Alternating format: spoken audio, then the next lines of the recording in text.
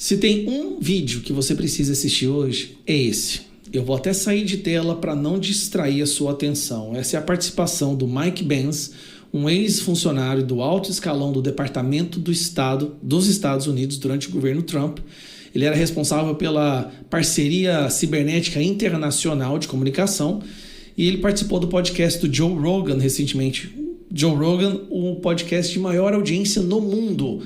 E ele falou sobre a influência e a interferência da CIA nas eleições brasileiras. Isso aqui é um escândalo gigantesco. Vou deixar você assistir, vou sair da tela e presta atenção nisso aqui.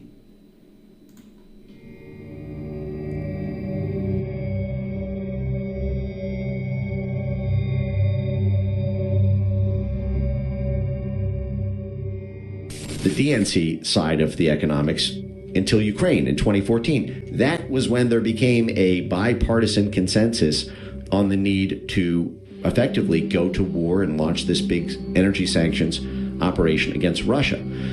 That's who's running that SEPS program. It's both sides of the political aisle, but both of them hate Trump. Both of them hate populists, whether it's the U.S. with Trump, Bolsonaro in Brazil, and again, the whole suite of EU countries that we just talked about. And they descended on Brazil just 2 weeks after Bolsonaro was elected in 2018. The Atlantic Council and NED held all these meetings about how Bolsonaro only won because of basically social media and end-to-end encrypted chats like WhatsApp and Telegram, and that we need to basically stop Bolsonaro's presidency in its tracks and stop him from getting reelected by creating a censorship infrastructure in Brazil that is powerful and institutionally as wide and deep as our other diplomatic work. So NDI, which I should note, Hunter Biden was on the chairman's advisory board of NDI, the DNC CIA wing. So if anyone is a little curious as to why the CIA intervened on the Justice Department investigation, folks remember the IRS wanted to question Kevin Morris, Hunter Biden's lawyer, who paid his taxes for 5 years, and then the CIA intervened and told them, do not look into who is funding Hunter Biden. I find it curious that the CIA's DNC branch, Hunter Biden was on the chairman's advisory board. But so NDI sets up this sprawl of coalitions called D4D, Design for Democracy. And Design for Democracy, in tandem with this SEPS program, goes on to work with the censorship court, de Moraes, the censorship Voldemort on their TSE court, basically the election management and censorship body of their Supreme Court. This is the guy who has gone to war with Elon Musk.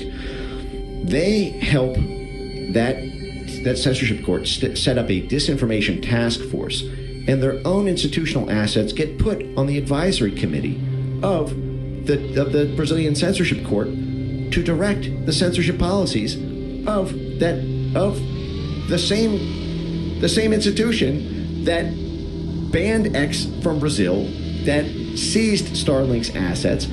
They worked with the universities, FGV DAP, and other very significant Brazilian universities. They set up disinformation centers in there and got academic thought leadership published in Brazil about the need to pass anti-misinformation laws. Their own NDI fellows and operatives were publicly testifying to the Brazilian parliament on the need to pass these laws. They were publicly speaking to the prosecutors association groups in Brazil, telling them they need to prosecute misinformation on this. They were funding millions of dollars to Brazilian media institutions to promote internet censorship and to promote the banning effectively of any pro-Bolsonaro content on social media or on end-to-end encrypted chats. The USA then kicked in millions of dollars of funding to Internews, which is another U.S. government-funded media projection arm, to promote media literacy programs, information integrity programs, countering mis and disinformation programs in Brazil. So at every level, Brazilian media companies, they partner with Globo, for example, the largest media outlet in Brazil. The media institutions the universities and thought leaders, the politicians, the judges. It was full spectrum. It was the same thing that we do when we try to regime change a country. By the way, this is in USAID's charter. This is one of the reasons they're able to get away with this. In USAID's charter, it allows USAID to capacity build assets to do so-called judiciary reform, which means influencing the laws and the structure of the judges, and to be able to have our foreign aid money get laws passed or get structural changes made to the court system there. And this is what SEPs did. This State Department, CIA front censorship organization, they developed a strategy they called EMBs, election management bodies, which is basically focusing in on the court system of different countries that are in charge with adjudicating elections, in order to get them to grow a censorship capacity to censor the ability for people to question their elections. And they've had all these stakeholder meetings. Some of them are really funny. Some of them, they said, well, some of our EMB partners didn't want to actually, didn't think they could pull this off. They couldn't convince the other political stakeholders in their country to grow this censorship capacity. And they advised them about how they could cleverly use rhetoric to disguise the programs. Don't call it a counter-disinformation program if you think that'll ruffle too many feathers. Instead, simply call it strategic communications. And because every government agency has some sort of public affairs branch, some sort of communications capacity. Simply say that this is for monitoring and engaging in strategic communications, and then you can mass flag the accounts of the U.S. State Department's political opponents they want to stop from winning the election. Jesus.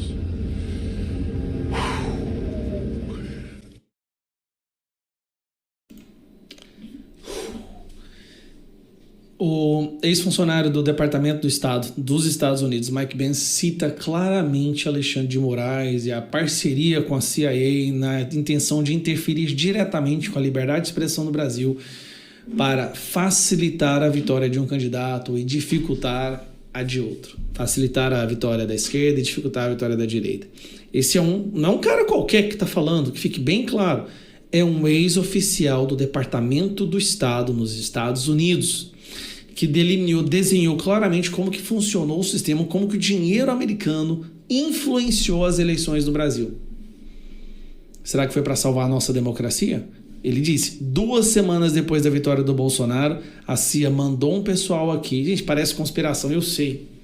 Mas todas as conspirações que nós falávamos há 5, 6 anos atrás, todas se tornaram verdade. Agora não é nossa essa conspiração não, tá? É um ex-funcionário do Departamento de Estado nos Estados Unidos, que citou explicitamente Alexandre de Moraes, Suprema Corte Brasileira, Globo, como um conluio para impedir a vitória do Bolsonaro e criminalizar quem questione as eleições.